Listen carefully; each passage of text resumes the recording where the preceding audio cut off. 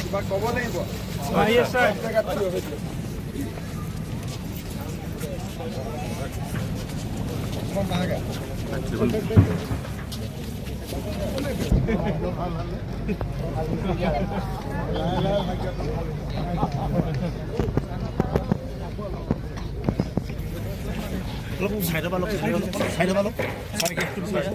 অলপ যদি মানুহখিনি আঁতৰি দিয়ে ময়ো চাওঁ নহ'লে অহা 14 তাৰিখে অৰ্থাৎ পৰহি দিনা আমাৰ ভাৰতীয় বায়ু সেনাই মৰাণৰ ইমাৰ্জেঞ্চি লেণ্ডিং ফিল্ডত অৰ্থাৎ ৰাষ্ট্ৰীয় ঘাইপথৰ ওপৰত কেইবাখনো বিমান অৱতৰণ কৰোৱাব। যুদ্ধ বিমান তেজাছ, সুখোই, ৰাফেল, ট্ৰান্সপৰ্ট বিমান আৰু বিভিন্ন ধৰণৰ হেলিকপ্টাৰ।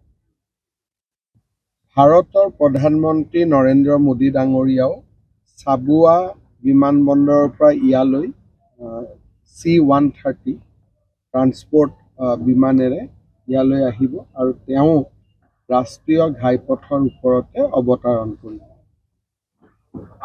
আৰু গুৱাহাটীলৈ উভতাৰ সময়ত তেওঁ পুনৰ ডিব্ৰুগড় বা চাবুৱালৈকে নাযায়, ইয়াৰ পৰাই পোনে পোনে গুৱাহাটীলৈ উৰা মাৰিব।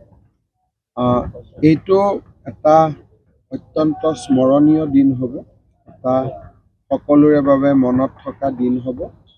মই ডিব্ৰুগড় জিলা প্ৰশাসনক অনুৰোধ কৰিছোঁ বা তেওঁলোকক মই কৈছোঁ আমাৰ স্কুল কলেজৰ ছাত্ৰ ছাত্ৰীসকলক যাতে এই চোৱাৰ সুবিধাটো কৰি দিয়ে।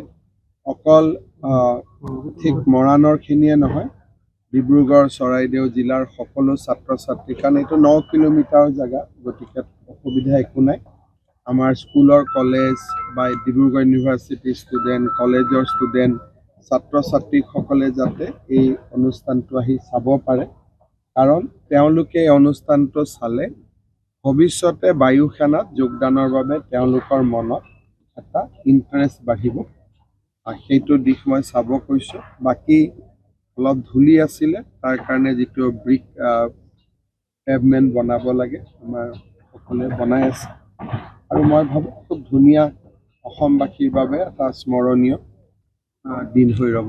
প্ৰস্তুতি প্ৰায় সম্পূৰ্ণ হৈছে? প্ৰস্তুতি প্ৰায় সম্পূৰ্ণ হৈছে। অকণমান ধূলি বেছি আছিল কাৰণে ইয়াতে ব্ৰিক পেভমেণ্ট কৰিব লাগে, তেওঁলোকে কামত হাতত লৈছে আৰু মোৰ মতে অহাকালিৰ ভিতৰত হৈ যাব। सर यहाँ में सर कितना लोग उपस्थित होंगे पीएम के प्रोग्राम में, कितना अंदाजा? यहाँ कोई लोगों के लिए हमने इंतजाम नहीं किया, कितना हवाई जहाज आएगा वो मैं बोल सकता हूँ। लोग तो ऐसा है कि जो आए वही देख सकता है, तो यहाँ कोई भाषण नहीं है, स्पीच नहीं है, खाली प्रधानमंत्री जी और साथ में हमारा राज्यपाल महोदय आएगा, सोनोवाल साहब आएगा, एयरफोर्स का चीफ आएगा। ये तो खाली एक डेमोन्स्ट्रेशन है, यहाँ कोई पब्लिक स्पीच नहीं। कोई विशेष निर्देश वगैरह? मैंने बोला हूँ कि अगर कोई स्कूल का बच्चा आना चाहते हैं, कॉलेज का बच्चा आना चाहते हैं, यूनिवर्सिटी का बच्चा आना चाहते हैं, तो उनको आने का जो लोगों को एक रहता है ना कि हम लोग क्या जा सकता हूँ, तो आप लोगों का ओर से मैं बोल दिया कि सब आ सकता है, लेकिन ऐसा नहीं है कि किसी को हम लोग लाएगा। मतलब यही है कि यहाँ आने में कोई बाधा नहीं है, आप लोग आ सकते हैं। আপোনাৰ ফালৰ পৰা নিমন্ত্ৰণ জনাবনি এবাৰ? আপোনাৰ ফালৰ পৰা মই এইটো কৈছোঁ যে ওচৰ চুবুৰীয়া গাঁৱৰ ৰাইজক, আমাৰ ইয়াত খোৱাং সমষ্টি, মামৰা সমষ্টি বা আমাৰ টিংখং সমষ্টি, তেওঁলোকৰ একেবাৰে নিকট, গতিকে তেওঁলোক ইয়াতে আহিব লাগে, চাব লাগে। আৰু বিশেষকৈ মই স্কুল কলেজ ইউনিভাৰ্চিটিৰ ষ্টুডেণ্টখিনিক আহ্বান জনাম যে আপোনালোকেও আহি এইটো চাব, কাৰণ এনেকুৱা দৃশ্য আমি অসমত দ্বিতীয়বাৰটো দেখিব নাপাওঁ, কাৰণ এনেকুৱা লেণ্ডিং ফিল্ডততো সদায় লেণ্ডিং নহয়। আৰু এইবিলাক দেখিলে আমি নিজেও, এসময়ত আমাৰ ইণ্ডিয়ান এয়াৰফ'ৰ্চত অসমৰ বহুত যুৱক যুৱতী আছিল। যোৱা কেইটামান বছৰত এয়াৰফ'ৰ্চত আমাৰ ৰিক্ৰুটমেণ্ট বহুত কমি গৈছে। সেইকাৰণে ইণ্ডিয়ান এয়াৰফ'ৰ্চ বাৰে বাৰে মই ৰিকুৱেষ্ট কৰিছিলোঁ, তেওঁলোক অসমত বাৰে বাৰে আহি আছে যাতে অসমৰ ল'ৰা ছোৱালীৰ ৰিক্ৰুটমেণ্ট বাঢ়ে। এইবিলাক দেখিলেহে মানুহৰ মনত এটা ইণ্টাৰেষ্ট গ্ৰ' কৰে আৰু টিভিত দেখাতকৈ নিজে চালে আৰু বেছি ভাল পাব। পূৰ্বতে এই সমষ্টিটো বহুত পিছ পৰি আছিল, এতিয়া উন্নয়নৰ চাওক, এই ৰাস্তাটোলৈ যদি আপোনালোকে মনত পেলায় যে যোৱা লোকসভা ইলেকশ্যন বা তাৰ আগত অসমত বিভিন্ন ইছ্যুৰ ভিতৰত ডিব্ৰুগড় নগাঁও এই ৰাস্তাটো নোহোৱাটো এটা বহুত ডাঙৰ ইছ্যু আছিল। তেতিয়াও মই ৰাইজক কৈছিলোঁ যে মোৰ বিধানসভা ইলেকশ্যনৰ আগতে মই ৰাস্তাটো কমপ্লিট কৰিব যত্ন কৰিম। আপোনালোকে দেখিছিলে কেইবাবাৰো মই দিল্লীত গৈছিলোঁ, গাডকাৰী ডাঙৰীয়াক সাক্ষাৎ কৰিছিলোঁ। এতিয়া ডিমৰ কাষত অকণমান এটা স্পেচ, তাকো ইলেকশ্যনৰ আগতে হৈ যাব, দিনে ৰাতিয়ে কাম চলি আছে। সেইটোক বাদ দি এতিয়া আমাৰ ৰাস্তাটো ধুনীয়া হৈ গ'ল। ৰাস্তাটোৰ ওপৰত এলিভেটেড কৰিডৰো চেংচন হৈ গ'ল কাজিৰঙা, ELFও হৈ গ'ল। গতিকে আমি যিমান দূৰলৈকে ভবা নাছিলোঁ তাতকৈ বেছি ডাঙৰ ৰাস্তা এটা আমি পাই গ'লোঁ। ইয়াতে বানপানীৰ সময়ত এই ELFৰ কাৰণ অকল যুদ্ধৰ ক্ষেত্ৰতে নহয়, বানপানীৰ সময়তো ইয়াত হেলিকপ্টাৰ লেণ্ডিং কৰিব পাৰি। আৰু অসমত এনেকুৱা আমি 5-6টা জেগাত বিচাৰিছোঁ যাতে হেলিকপ্টাৰ লেণ্ডিং কৰিব পাৰে বানপানীৰ সাহায্য। কাৰণ হাইৱেবিলাক সাধাৰণতে গাঁৱতকৈ ওখ। গতিকে ইয়াৰ উদ্দেশ্য এটাটো যুদ্ধৰ কাৰণে প্ৰস্তুতি, আটাইতকৈ যিটো গুৰুত্বপূৰ্ণ দিশ হ'ল সেইটো দুৰ্যোগ প্ৰশমন। দুৰ্যোগৰ সময়ত যাতে ইণ্ডিয়ান এয়াৰফ'ৰ্চে হওক বা চিভিলিয়ান হেলিকপ্টাৰে হওক ইয়াত ৰিলিফ মেটেৰিয়েল লৈ নামিব পাৰে। আৰু ইয়াত এটা সমস্যা আছে, আমি এয়াৰ স্বাগতৰ দেখিছোঁ, বান্দৰৰ সমস্যাটো কিছু আছে। বান্দৰৰ সমস্যাটো অসমত বহুত আছে। অসমত খেতি বাতি নোহোৱাৰ এটা প্ৰধান কাৰণ হ'ল বান্দৰ। এতিয়া তাক কি কৰিব পাৰি আমিও নাজানো, কাৰণ কোৰ্টে বান্দৰক মাৰিব নিদিয়ে বা মৰাটো উচিতো নহয়। এতিয়া তাৰ এটা কি সমস্যাৰ সমাধান হ'ব পাৰে চাব লাগিব। বেৰিকেড পাৰ হৈ আজি আহিছে, আহে বান্দৰ বহুত, বান্দৰে কিছুমান গাঁৱত মানুহে খেতি কৰাই বাদ দিছে বান্দৰৰ কাৰণে।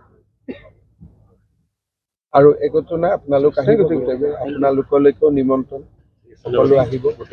পুৰণি মৰাণৰ ৰাস্তাটো নিৰ্মাণ হ'ব লাগে। পুৰণি মৰাণৰ ৰাস্তাটো গুৰুত্বপূৰ্ণ ৰাস্তা, গতিকে সেইটো আমি মেইনটেইন কৰি থাকিম। সেইটোত অসুবিধা একো নাই, সেইটোত আমি মেইনটেইন কৰিম। সেইটো ষ্টেট PWD ৰাস্তাটো আমি পাই যাম, গতিকে সেইটো আমি কৰিম। এসময়ত এই খোৱাং সমষ্টিত ৰাস্তা পদূলি বহুত বেয়া আছিল, এতিয়া 10 বছৰত পুৰা সলনি হৈ গ'ল, কি ক'ব আপুনি? মই সিদিনাখন খোৱাঙৰ মিটিঙত আহোঁতে কৈছোঁ যে মই নিজে এই সমষ্টিত এটা অংশত, মৰাণত যেতিয়া বাই ইলেকশ্যন হৈছিলে তেতিয়া মই ইয়াতে প্ৰায় 1.5 মাহ সময় আছিলোঁ। আৰু খোৱাং টোৱাং এই গোটেই অঞ্চল মোৰ, তেতিয়া চেপন খোৱাং এই গোটেইবিলাক মই ঘূৰিয়ে ফুৰিছিলোঁ। 1.5 মাহ ইয়াত আছিলোঁ।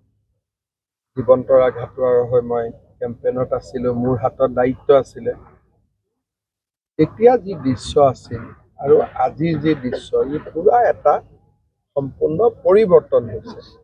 কিন্তু পৰিৱৰ্তনবিলাক এনেকুৱা নহয় যে 100% হয়, ক'ৰবাত হয়তো 70% হৈছে, 80% হৈছে, আৰু হয়তো কিছু কৰিব বাকী আছে। কিন্তু আমাৰ 24 তাৰিখে কেন্দ্ৰীয় কৃষি মন্ত্ৰী শিৱৰাজ সিং চৌহান আহিব, তেওঁ DRDA মিনিষ্টাৰ আৰু ৰুৰেল ডেভেলপমেণ্ট, অসমক আৰু 2000 কোটি টকা দিব PMGSY ৰাস্তা, অৰ্থাৎ PMGSY যি আমি বহুত এষ্টিমেট আদি বনাই আছিলোঁ, সেইখিনিও এতিয়া আমাৰ চেংচন হৈ যাব 24 তাৰিখে।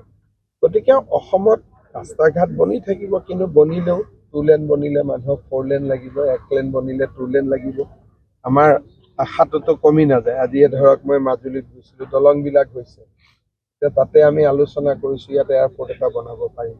গতিকে মানুহৰ আকাংক্ষাটো বাঢ়ি গৈ থাকিব। মানুহেতো আৰু এইটো নকয় যে ফাইনেল হৈ গ'ল আৰু আজিৰ পৰা আমাক একো নালাগে, সেইটোতো কোনেও নকয়। পুৰণি ৰাস্তাটো প্ৰয়োজন এইটো ট্ৰেফিকৰ ওপৰত। যদি আপোনালোকে ভাবে বহুত ট্ৰেফিক আছে, কৰিব লাগে, সময়ত হ'ব, কৰিবতো লাগে স্যাৰ। বৰ্তমান তাক অন্তত মেইনটেনেন্সটো কৰি থাকিলে, মেইনটেনেন্সটো হ'ল, মেইনটেনেন্সটো হোৱাৰ পিছত যদি আপোনালোকে বা আমি দেখা পাওঁ যে ট্ৰেফিক লোড বাঢ়িছে, ডেফিনেটলি কামবিলাকতো হৈয়ে থাকিব। মাটিতো আছে স্যাৰ, ট্ৰেফিক লোডো আছে। মই আপোনালোকৰ কথাটো নোট কৰি ল'লোঁ। Thank you, sir.